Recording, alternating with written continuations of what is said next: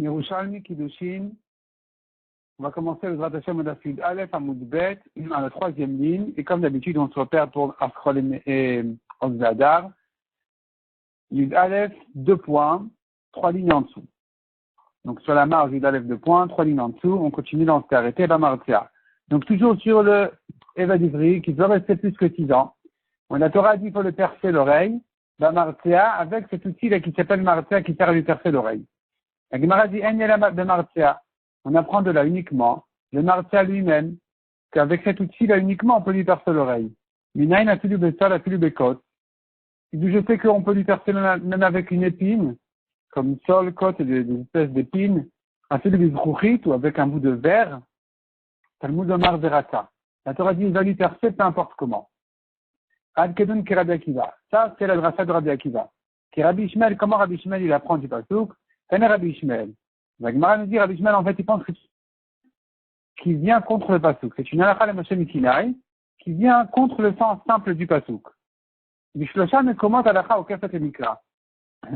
3 fois on a vu, à 3 endroits on a vu que la halakha de Moshe Misinai, elle vient un peu contre ce qui ressort apparemment du pasouk. Ou le makom echad et midrash. Et une 4e fois, la halakha de Moshe Misinai, elle vient contre une drasha qu'on aurait pu faire. Premièrement, à Torah Mra Bestefer, la Torah dit, un homme écrit un guet sur un livre sur du parchemin. La halakha permet d'écrire le guet d'une femme sur n'importe quoi, même sur la feuille d'un olivier. Le chol davar shu betalouch, donc toute chose même qui est détachée de la terre. Pas même, c'est-à-dire toute autre chose qui est détachée de la terre, même si c'est pas du parchemin, c'est bon. Du moment que c'est pas attaché à la terre. Deuxièmement, la Torah Amra Be'afar. La Torah dit de couvrir le sang de la shrita avec de la terre. La halakha Amra Bechol Davar. La halakha permet avec toute autre chose sur Megalal Simachim qui fait pousser des plantes, même la cendre, même autre chose. Troisièmement, la Torah Amra Be'martia. La halakha Amra, la Torah dit de lui percer l'oreille avec le martia, mais la halakha permet Asilu Besol, Asilu Bekot, Asilu Bezkouchit. Même avec une épine ou un verre, ça va aussi. Du verre, ça va aussi. Ou Bemakom Echad et Midrash. Une 4e fois, on voit que la halakha vient contre une drasha, qui est Vetane Rabbi Ishmael. Rabbi Ishmael a enseigné sur le passouk qui dit à propos du Metzora. La Torah dit pour la purification du Metzora, du lépreux, au 7e jour, il va se raser tous ses cheveux. Klal, la Torah ici n'a pas rentré dans les détails de quels cheveux il s'agit. Donc c'est une généralité. Et Quand la Torah ensuite détaille et dit les cheveux de sa tête, de sa barbe et de ses sourcils, ce sont des détails.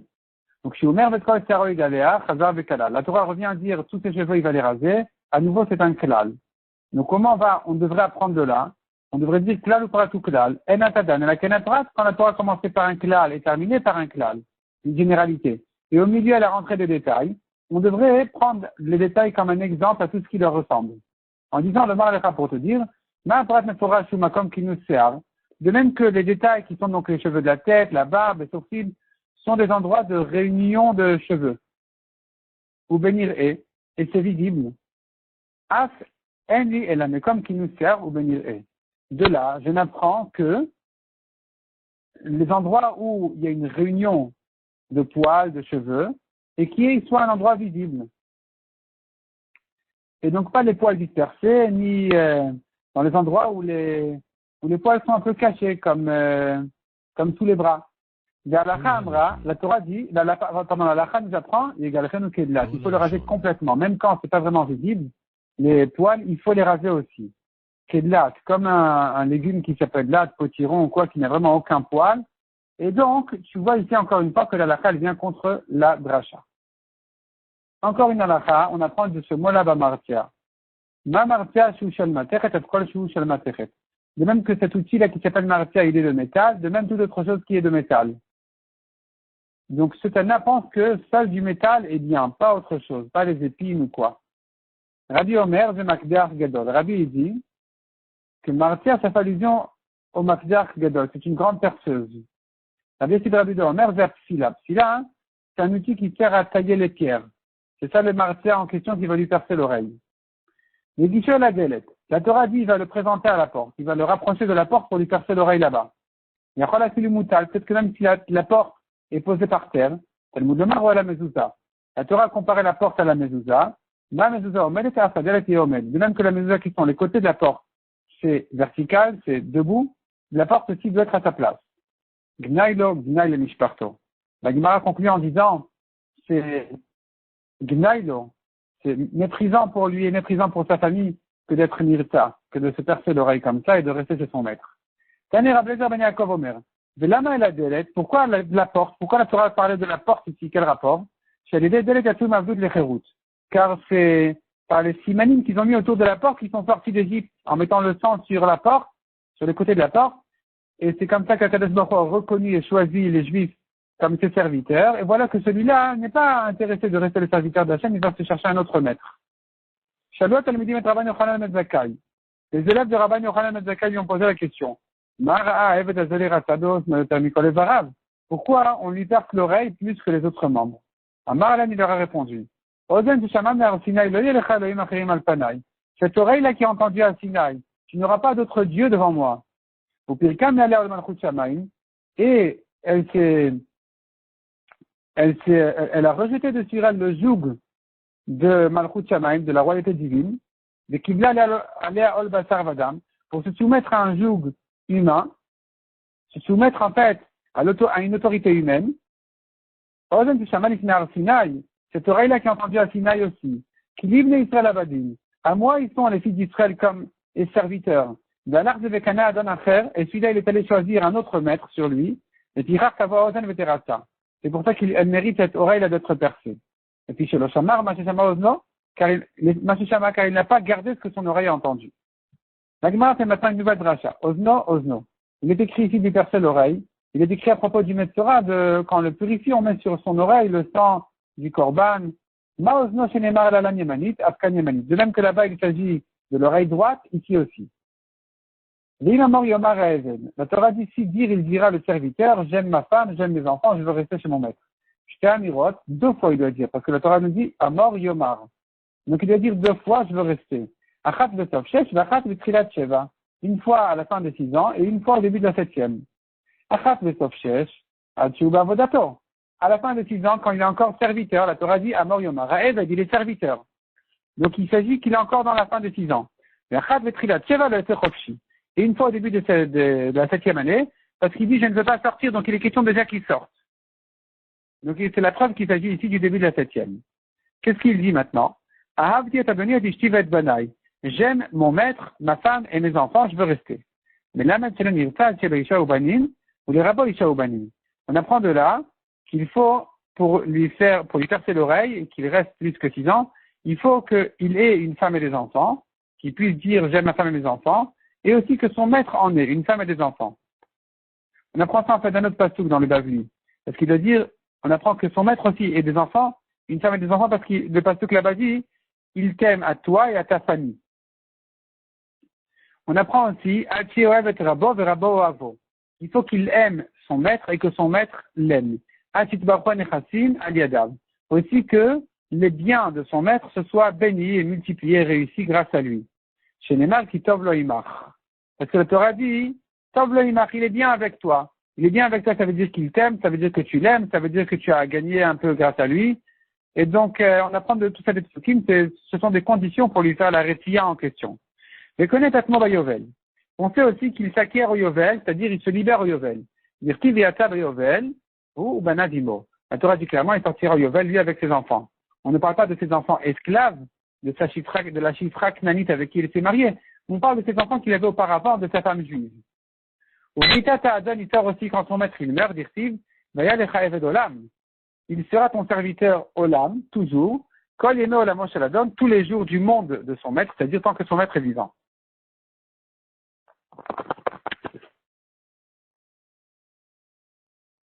Mishnah suivante, Halacha Gimel. Maintenant ici, on verra de quelle manière on acquiert un Eved Knani, un esclave. Un esclave, il s'acquiert comment? Goy. Comment un juif peut acquérir un esclave Goy? Bekesef par de l'argent, Bishtar en lui écrivant un shtar, et Bechazaka en l'utilisant comme esclave. Et connaît Atmo, il se libère de quelle manière? Bekesef al-Ede Acherim. Soit quelqu'un d'autre l'a racheté, ou Bishtar al-Ede Atmo. ou bien son maître lui a donné à lui-même le shtar. Donc l'argent par quelqu'un d'autre. C'est-à-dire lui-même ne peut pas avoir d'argent, parce que ce qu'il a appartient à son maître. Si quelqu'un d'autre l'a racheté, ça marche. Un shtar ne peut arriver que dans ses mains à lui, à l'idée Atzmo, livré Rabbi Meir. C'est lui qui doit prendre son shtar, mais pas quelqu'un d'autre. Parce que, selon Rabbi Meir, c'est un tort à l'esclave. C'est à son tort de se libérer. Il perd des droits, il perd des choses. Et donc, on ne peut pas lui faire un coup comme ça sans son accord. Donc, quelqu'un d'autre ne peut pas recevoir le shtar sans qu'il le veuille. Lui peut le recevoir. La Chachamim Omrim, avec Kesef al-Idé Atzmo. Chachamim disent, l'argent, même par lui-même, il peut se racheter. Il peut avoir de l'argent si on lui a donné à condition que ça ne passe pas à son maître. Ou Vishtar, al-Idé Acherim. Mais le shtar, on ne peut pas le donner dans la main de l'esclave, parce que quand ça rentre dans la main de l'esclave, c'est encore resté chez son maître, donc le shtar n'est pas encore sorti, n'est pas encore passé du maître à son esclave, puisque tout ce que l'esclave reçoit, ça revient au maître directement. Donc il faut que le shtar soit donné à quelqu'un d'autre. Quand il se rachète avec de l'argent, il faut que l'argent appartienne à, c'est-à-dire que l'argent soit de quelqu'un d'autre qui lui a donné à condition que ça ne passe pas à son maître. La Gemara ramène une dracha des psukim. Les esclaves des Avadim Knanim, vous laisserez passer en héritage à vos enfants après vous comme des terrains. Et qui c'est Avadim la Chouza? La Torah comparait les esclaves donc au terrain. Ma Chouza, de même qu'un terrain s'acquiert, soit par l'argent qui est donné au vendeur, soit par le shtar que le vendeur lui écrit à l'acheteur, soit la chazaka que l'acheteur l'utilise comme propriétaire. De la même manière, un esclave, il s'acquiert donc de ces manières-là, qui sont l'argent, le shtar et la chazaka.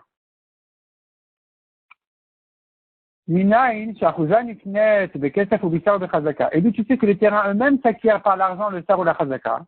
Parce que le pasuk nous dit, Sadot vakesef iknu, des champs sont achetés avec de l'argent, ou ktov vasefer vachaton, et écrire dans un shtar et signer, des ededim, et témoigner par des témoins. Nommer des témoins qui puissent témoigner. Et la Gemara explique, donc déjà on voit du début du pasuk, le champ s'acquiert. Sadot vakesef iknu. Ensuite, le pasuk nous dit Ktov vasefer vachatom. Donc vachatom, c'est la Elou et des shtar. Vachatom, c'est les signatures et les témoins du shtar. Donc c'est la deuxième manière d'acquérir un champ. Vaededin, et placer des témoins. Elou et des chazaka. Ce sont les témoins sur la chazaka qui l'ont vu utiliser comme propriétaire ce champ. Oena anela Elou et des shtar. Qui dit que ce sont les témoins de la chazaka? Ce sont des témoins qui ont signé sur le shtar. La Gemara dit, ben non, Kvarktiv ou Ktav Vasefer Vachatom. Le pasuk a déjà dit écrire sur le shtar et signer. Donc, qu'est-ce que vient ajouter le pasuk par Ve'ed Edim, qui se met des témoins sur la chazaka? De là, tu as appris que le champ s'achète aussi bien par Kesef que par shtar que par chazaka. Rabbi Yosef Beshem Rabbi Mana, Rabbi Tanchum Rabbi Abba Beshem Rabbi Yochanan, il dit, En karka nikna le pachot mishavé puruta. On ne peut pas acquérir un champ pour moins d'une puruta. L'argent qu'il faut donner pour un champ, c'est minimum une puruta. Matama, d'où je sais ça? Parce que le pasuk me dit Sadot Bakesef Iknu. Le pasuk dit ils vont acquérir des champs avec de l'argent, et l'argent c'est minimum une puruta. Il n'y a pas de l'argent pour moins d'une puruta.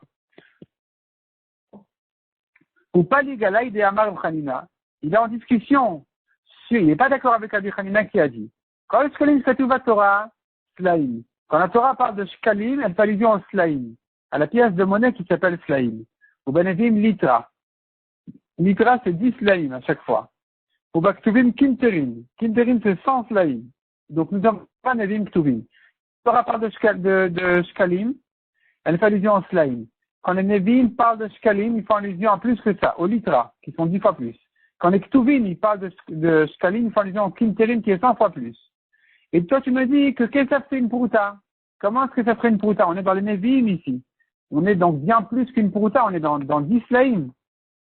La Gemara dit non, Amarabi d'abord pas zichut mishikle. Ah, avant ça, la Gemara ajoute encore une précision. Amarabi d'abord pas zichut mishiklef. Avec les Shkalim de Ephron, qui sont écrits dans la Torah, et là-bas, il ne s'agit pas des Shkalim de Slaim, d'Avian Kinterim. Là-bas, c'est 100 fois plus. C'est comme dans les Ktuvim, c'est des Kinterim. Matama, de Kesef Maleit, je sais ça, parce que Ephron a demandé à Abraham de lui payer le champ, de lui payer la Marat Marpella, des Kesef Malé, pour Kesef Malé, de l'argent malé, rempli, entier, complet. Donc c'est vraiment le Kinterin, c'est la pièce la plus forte. Et la Gemara répond à sa question. Velodamia. En fait, la question elle est fausse. Tu demandes, mais le Kesef de la Torah, c'est pas une Prouta, c'est plus que ça. Dans les Nézim, quand il te parle de l'achat d'un champ pour du Kesef, c'est plus qu'une Prouta. Non, ça pourrait être une Prouta. Parce que, ici, c'est écrit Kesef. Kesef, ça peut être même une Prouta. Nous, on a parlé uniquement de Shkalim. On a dit que les Shkalim de la Torah, c'est Slaim, les Nezim, c'est Litra. Mais ici, le pasuk ne dit pas Shkalim. Il parle d'une notion de Kesef. Donc, ça, un actif Kesef. Quand c'est écrit Kesef, ça peut être une Prouta. Mais actif Shkalim. Mais ici, c'est écrit Shkalim. C'est pour ça qu'on a dit que quand on parle de Shkalim, c'est-à-dire, en fait, ici, ça veut dire, quand il a dit que les Shkalim, c'est des Slaim, des Litra, des Kinterin, c'est quand il dit le Shkalim, quand c'est écrit le mot Shkalim. Mais à propos du champ, c'est pas écrit Shkalim, c'est écrit Kesef, donc ça peut être une Prouta. Et si vous n'en a objecté, un réa honnête, voici le honnête qui a violé une fille qui doit payer 50 Kesef, dit la Torah. Un réa qui voit la Kesef, la Torah ne parle pas que de Kesef. La Tamar Shkalim, et non, on sait bien qu'il s'agit de Shkalim, malgré que la Torah n'a parlé que de Kesef, il s'agit de Shkalim. Donc ne me dis pas que quand la Torah parle de Kesef, c'est pas des Shkalim. Ça peut être une Prouta. On voit là-bas que ça peut être qu'il s'agit de Shkalim. La Gemara ne répond pas à cette question. On déloque Rabbi Elazar. La Gemara conclut et dit que ça ne va pas comme Rabbi Elazar. Il dit Rabbi Elazar Amar. Ce qu'on a dit qu'un champ il par la Chazaka, c'est pas comme Rabbi Elazar qui ajoute encore un kinyan et qui dit Hiler Kana. Celui qui marche sur le champ, il l'a acquis. Des tani comme on a vu dans une braïta. Hiler Basade le Rokol Rochba Kana. Admakom Shi Hiler livré Rabbi Elazar. Il a marché au long et au large, sur la longueur et la largeur du champ, il l'a acquis, jusqu'à l'endroit où il a marché selon Rabbi Eliezer. Mais Chachamim disent non, il faut vraiment faire une chazaka, il faut l'utiliser, utiliser le champ, labourer un peu, construire un peu, détruire un peu, comme un propriétaire, mais pas marcher. À Kol Modin et Mocher suivi la Chavero, tout le monde est d'accord que quand il a vendu un sentier qui ne sert qu'à marcher, c'est pas un champ qui va servir à faire de la récolte, c'est un sentier qui ne sert qu'à marcher. Là-bas, tout le monde est d'accord qu'en marchant, il l'a acquis, donc en marchant, il l'a acquis, Matama, on sait ça, parce que le pasuk nous dit, Akadosh Baruch Hu a dit à Abraham, lève-toi et marche sur la terre en long et en large, car je te la donnerai. Donc tu vois qu'il y a un kinyan en marchant sur un terrain.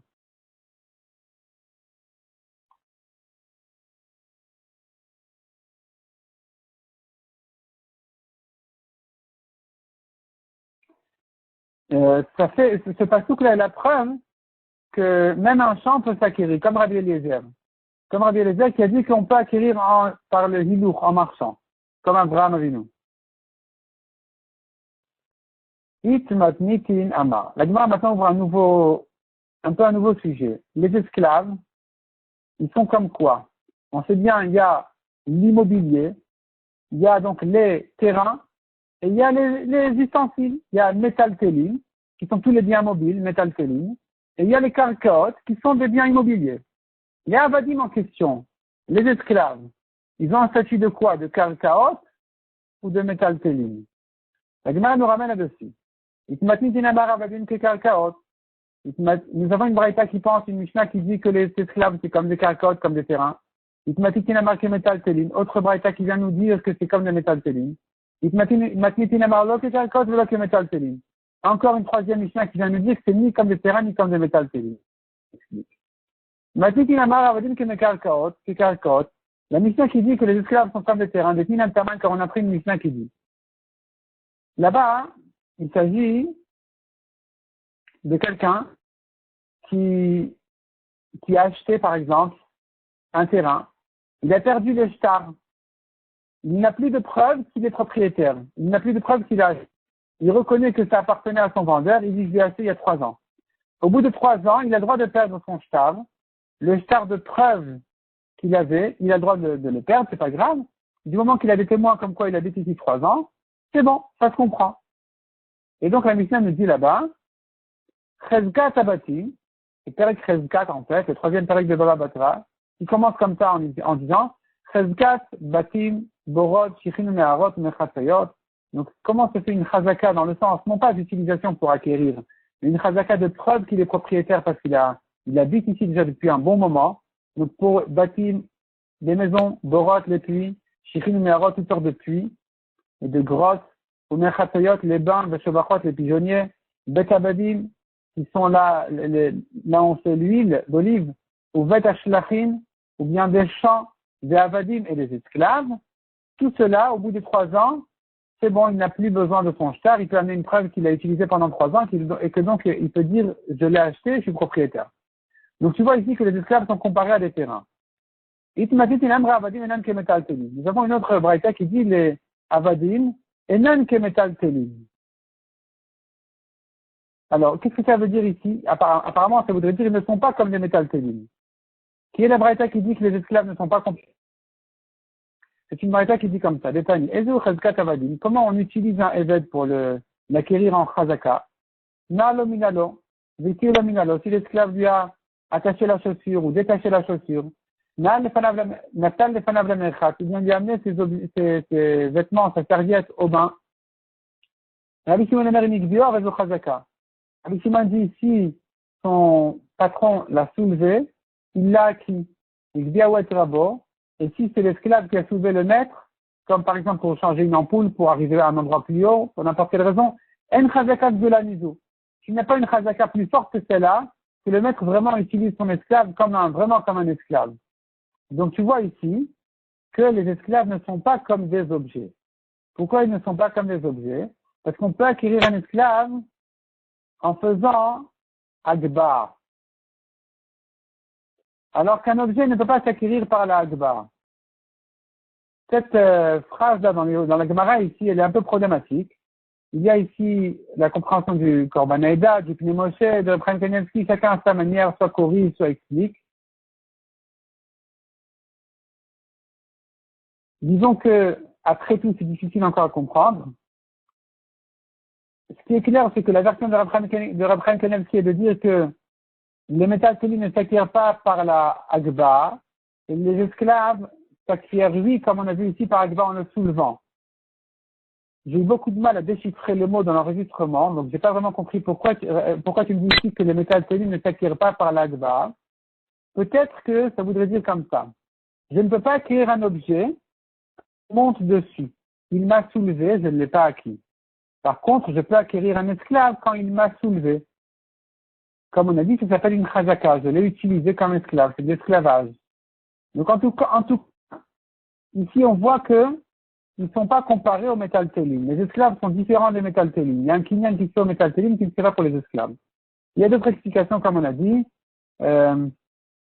D'après le Pnei Moshe, par exemple, il dit, quand la Gemara dit ici, Enan ke métal télim, c'est comme avec Hinan. Ils sont comme des, là, ils sont différents des métal télim. Au contraire, Hinan, ils sont lui comme des métal télim, qui s'acquièrent par Meshicha, par Chazaka, etc.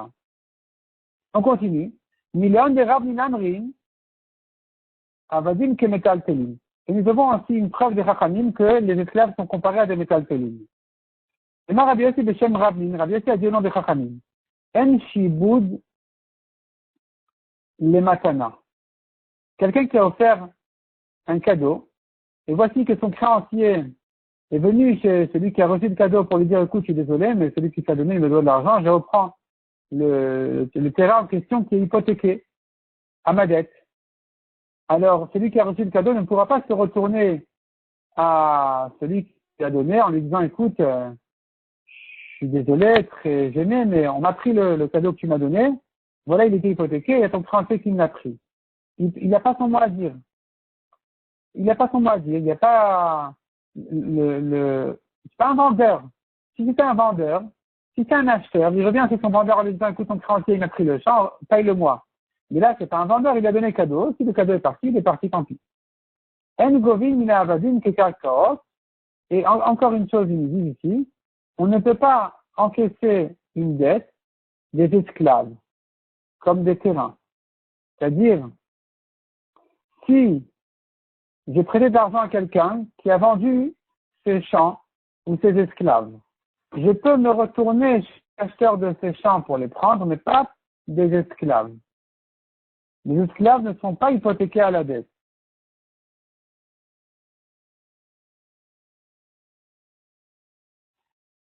Amar Rabbi Mana, les Rabbi Shammai. Donc en tout cas ici on voit que les esclaves sont comparés à des métaltélines. De même que les métaltélines on ne peut pas encaisser des acheteurs, ici aussi les esclaves on ne peut pas non plus les encaisser des acheteurs.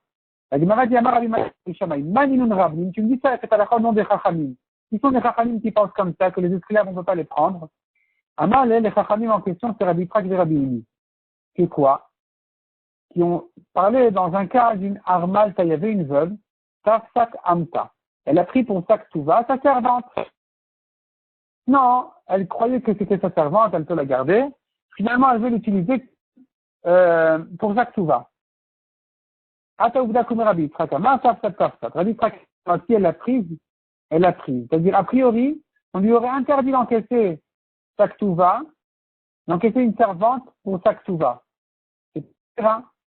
Maintenant la servante des héritiers de son mari pour sac Touva. Mais si elle l'a prise déjà, Rabbi Ami Masik Mina. Et Rabbi Ami, il est allé plus loin en disant que non, c'est pas bon quand elle a pris cette servante, il faut la rendre.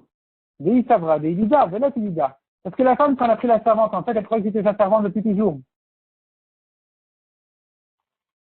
Et elle s'est trompée parce qu'elle était sa servante quand elle était mariée. Et donc, en fait, c'était la servante de son mari qui venait l'aider, qui venait aider cette dame-là. Aujourd'hui, quand la servante n'est plus à elle, donc si elle la prenait encore pour encaisser sa ksuva, on lui aurait dit a priori c'est interdit, mais si tu l'as prise, tu l'as prise. Mais là, quand elle l'a prise, elle ne l'a pas prise a priori pour encaisser sa ksuva, elle l'a prise en croyant que c'était à elle. Donc, ça ne s'appelle pas qu'elle a pris, elle doit la rendre. En tout cas, tu vois ici que ces Chachamim pensent qu'on ne peut pas encaisser une dette d'une servante ou d'un esclave, donc ils pensent que c'est comme des métaltélines. Il m'a dit encore, voici le Tana qui pense que les esclaves sont ni comme des métaltélines, ni comme des karkaot.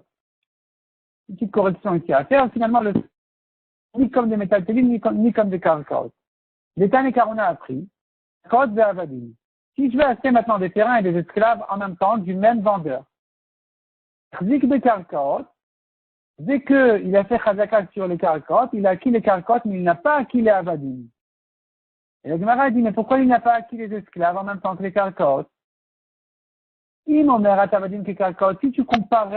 tu comparais les esclaves à des terrains, tu aurais dû dire que dès qu'il a utilisé, il a fait une chazaka sur un terrain, il acquiert en même temps les esclaves. Pourquoi? Parce que c'est comme ça la halakha par rapport à des terrains.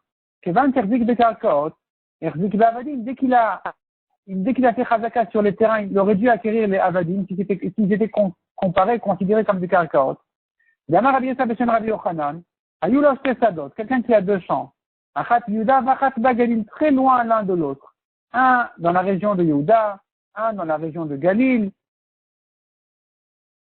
Dès qu'il a fait chazaka sur le champ de Yehuda pour acquérir en même temps le champ du Galil, ou le contraire, au Bezo chez Bagalil, il code Bezo chez Yehuda, il a fait une chazaka sur le champ du Galil pour acquérir le champ de Yehuda. Kana, il a acquis l'autre champ aussi. Donc ici, si tu me dis en faisant chazaka sur le terrain, il n'a pas acquis les esclaves, c'est la preuve que les esclaves ne sont pas considérés comme des terrains. Et pas non plus comme des métaltélines, pour la même raison. Le que métaltélines, dit la Gemara, ils m'ont même avadim que métaltélines, car si tu disais que les avadim sont comme des métaltélines. Kevan Serzik Bakarkaot, Erzik Bavadim, dès qu'il a fait chazaka sur les karkaot, les Tinan Taman comme on a. C'est une mission qui n'a aucun rapport avec notre sujet. La correction à faire ici, c'est chez Nechassim, chez En donc c'est en fait les métaltélines, on les appelle des biens sans garantie, ils peuvent se perdre, ils peuvent s'abîmer. Donc les métaltélines, Niknim Nechassim Shiesh Lem Achayut, ils s'acquièrent en même temps que des terrains qui ont une garantie, qui en fait allusion à l'immobilier.